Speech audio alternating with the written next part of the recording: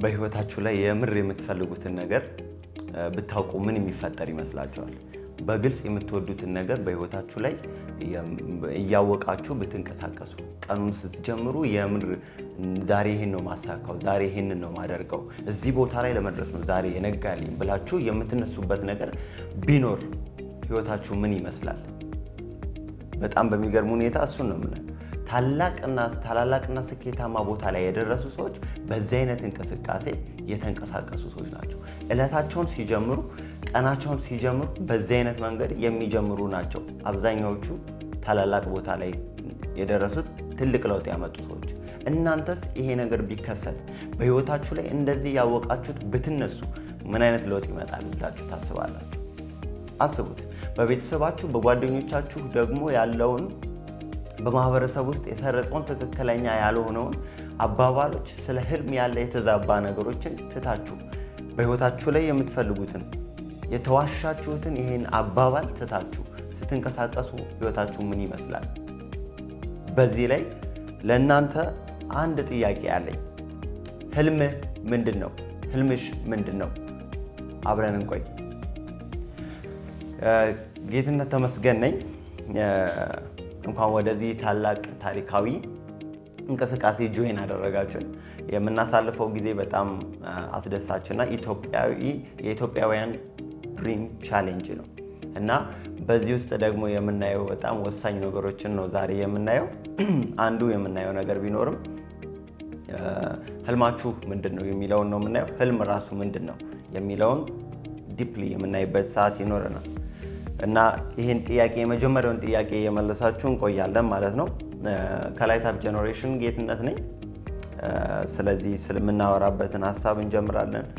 ለ7 ዓመታት በህይወቴ ላይ ምንም አይነት የምፈልገው ነገር በግልጽ ማላይበት ጊዜያት ነበረ። ምን እንደምሰራ አላውቅ፣ ምን እንደምማር አላውቅ፣ ምን አይነት ቦታ ላይ መድረስ እንዳለብኝ በማንነት ደረጃ እንኳን የማላውቅበት ጊዜ ነበረ። ለእኔም ለቤተሰቤም ለሀገሬም ደግሞ ምን ማበርከት እንዳለብኝ በግልጽ የማይታየኝ በጣም አስጨናቂ የነበረ 7 ዓመት ነበር ያሳለፍኩት። እናም ይሄ ጊዜ በጣም ለእኔ ከባድ ነበረ ያሳለፍኩበት ጊዜ። እናንተስ በምን አይነት ሁኔታ ውስጥ ነው እያሳለፋችሁ ያለው? እንደኔ በእንደዚህ አይነት ሁኔታ ውስጥ በግራ መጋባት በነበርኩበት ጊዜ ውስጥ ነው ያላችሁት? አሁን እየጨነቃችሁ ነው? ምን እንደምትሆኑ ነገ ላይ ምን እንደሚታያችሁ የማታውቁበት ጊዜ ላይ ናችሁ? እሱን በደንብ ስለምናይ አብረን እንቆያለን። ግራ መጋባት በጣም ከባድ ነገር ነው በህይወት ላይ እና ጠዋቱን ስትጀምሩት በጣም ምን እንደምታደርጉ፣ የት እንደምትሄዱ፣ ዛሬ ላይ ማሳካው ይሄ ነው ብላችሁ ማታውቁት ነገር ውስጥ ነው የምትገቡት ማለት ነው።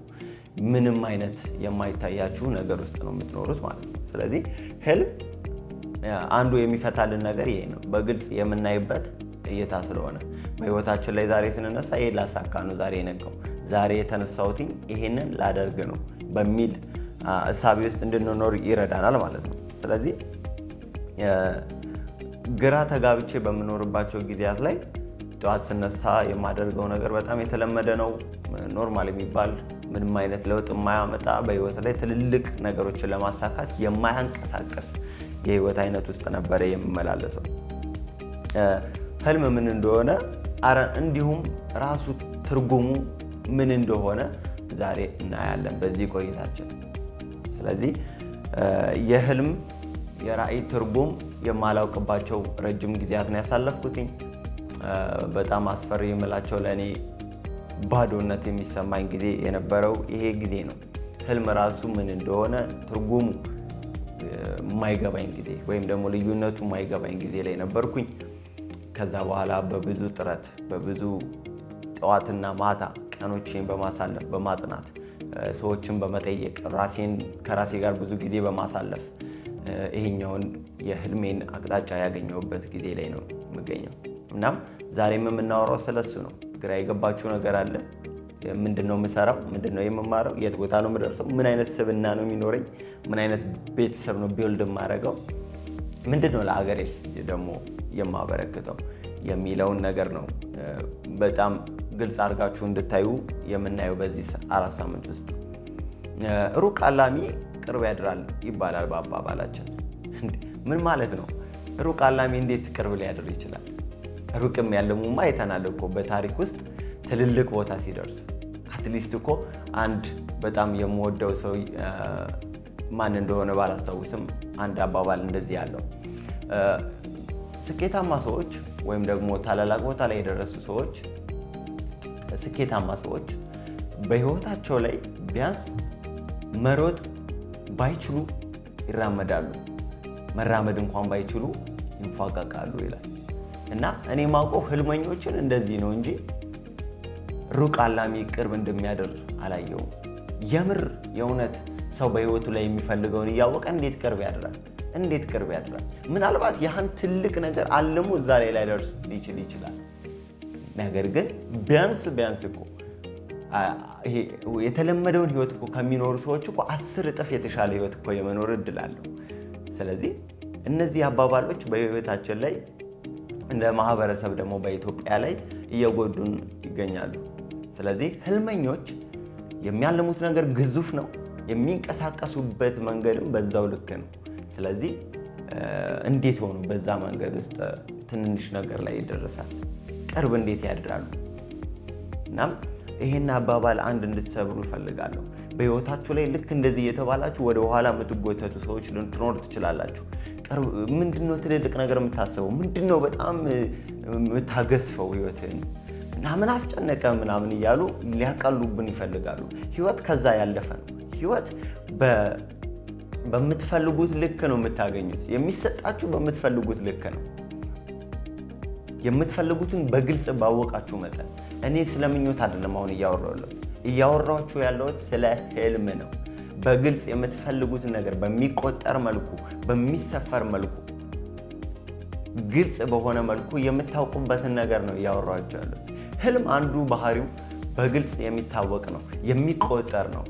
ምን እንደምትፈልጉ የዛሬ የሆነ ጊዜ ላይ መቼ ነው እዛ ላይ የምደርሰው የሚለውን በግልጽ የሚታያችሁ ነው። ስለዚህ ሰዎች ህልምንና ምኞትን እያዛቡ ነው በኢትዮጵያ ላይ ህልመኞች እየተቀበሩ ያሉት። ህልመኞች ትልልቅ ቦታ ላይ እንዳይደርሱ እየተደረጉ ያሉት በዚህ ምክንያት ነው። እነዚህ አባባሎች እስካልተቀየሩ፣ ሰዎች ያሉባችሁን ነገሮች እስካልጣላችሁ ድረስ በፍጹም ትልልቅ ነገሮችን፣ ግዙፍ የሚባሉ ነገሮችን ማሳካት አይቻልም። አንዱን የሚያደረኩት ነገር ይሄን ነው። ገና ልጅ ነህ ሲሉ በፍጹም የማልቀበለው ነገር ነው። ምክንያቱም ከህልሜ አንጻር ልጅ አልባልም። ማንም ሰው ልጅ ሊባል አይችልም ከህልሙ አንጻር።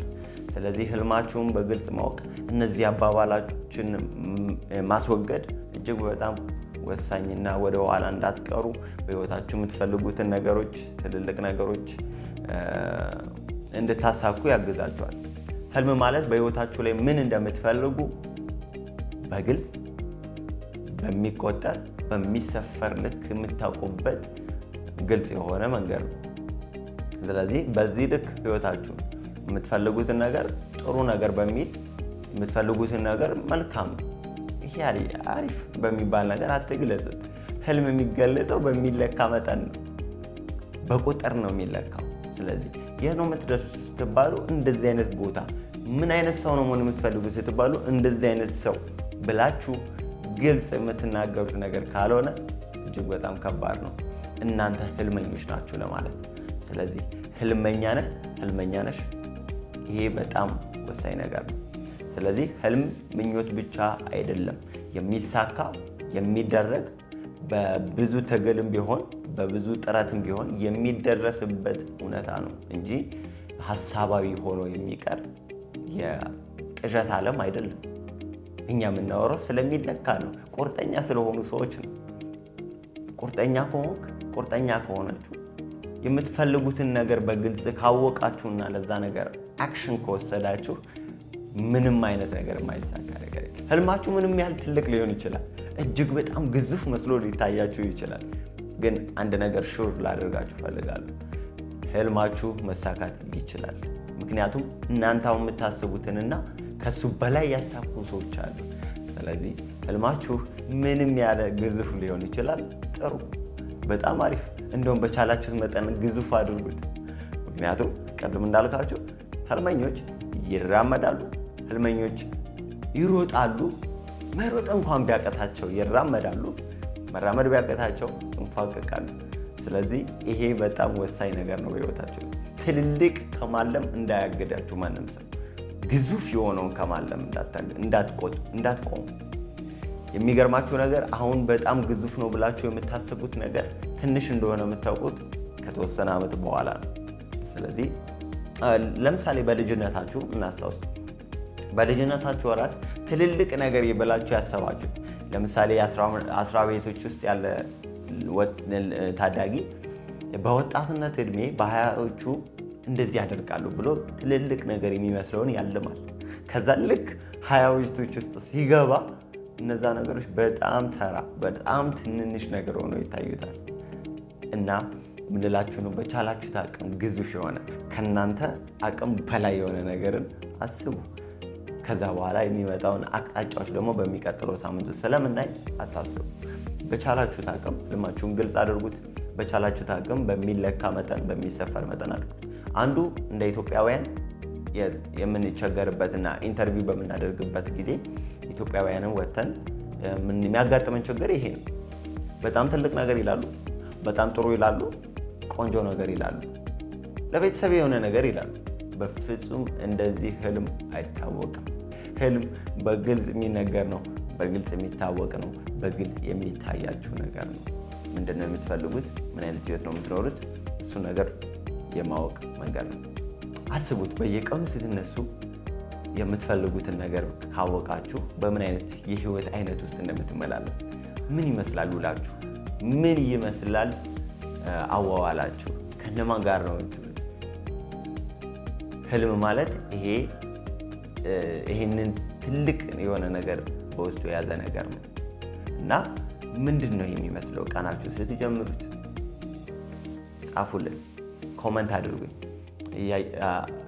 እንመልሳለን። ህልማችሁ ምንድን ነው? በግልጽ ያለውን ነገር አውሪ፣ በሚለካ መጠን ጻፉልኝ። ከዛ በኋላ ሼር እንደራረጋለን። እናም ደግሞ በዚህ ላይ ምንድን ነው የሚሰማችሁ? ህልማችሁን በግልጽ ታውቁታላችሁ? ህልማችሁን በግልጽ እየኖራችሁ ነው ወይስ ደግሞ መልካም ነገር፣ ጥሩ ነገር ፈጣሪ ባለው እያላችሁ ጊዜ አመታት እያሳለፋችሁ ትገኛላችሁ? እና ምን ይመስላል ህይወታችሁስ? ምን ይመስላል? በህልም ብትንቀሳቀሱ ቀኑ ሲነጋ የምር የምታውቁትን ነገር አውቃችሁ ስትነሱ ያለው ፊሊንግ ምን ይመስላል? ምን አይነት አክሽን ትወስዳላችሁ በዛ ቀን ላይ? እሱ ነገር ኮመንት ላይ ያስቀምጡልኝ። በላይት አፕ ጄኔሬሽን ውስጥ አንድ የምንሰጠው አንዱ ስልጠና ከዚህ ውስጥ ይህን የተገናኘ ነው። እኔ በጣም ህይወቴን የቀየረ ስልጠና ነው። ከዛ በኋላ ነው ወደ ስልጠና የተቀየረው። ደግሞ ፕሪንሲፕል ነው፣ ለብዙዎች ሰዎች የሚሰራ፣ ለእኔ የሰራ፣ በህይወቴ ላይ አፕላይ ያደረገው፣ በዙሪያ ላሉ ሰዎች ነግሬያቸው ያደረጉት የሰራ ነገር ነው ስልጠናው የምንሰጣችሁ። ጀስት ምንድን ነው የሚመስለው ህልም ምናምን ብሎ አብራርተን ብቻ ሳይሆን የምናልፈው ፕራክቲካሊ በየቀኑ በየሰዓቱ በየጊዜው የምታደርጉትን ነገር በአመት ውስጥ ምን ታሳካላችሁ፣ በቀን ውስጥ በወር ውስጥ ምን ታሳካላችሁ የሚለውን የምናይበት አንድ ምርጥ የሆነ ስልጠና አለን። ስለ ህልም የተዘጋጀ ስልጠና አለን። ወርክ ቡክ አለው። ቁጭ ብላችሁ የምትሰሩበት ነው። እኔ ረጅም ዓመት ያሳለፍኩት ስለ ህልም አጥንቻለሁ፣ ትርጉሞችን አንብቤያለሁ። ነገር ግን አፕላይ ማድረግ አቅቶኝ ለረጅም ጊዜ አሳልፌያለሁ።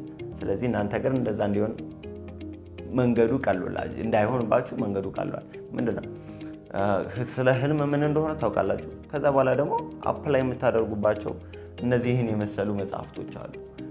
ልክ እንደነዚህ በህይወታችሁ ላይ የምታገብሩት ራሳችሁን ትጠይቃላችሁ። በዚህ መጽሐፍ ላይ ታስቀምጣላችሁ፣ ትጽፋላችሁ። ምንድነው የሚመስለው ህልሜ?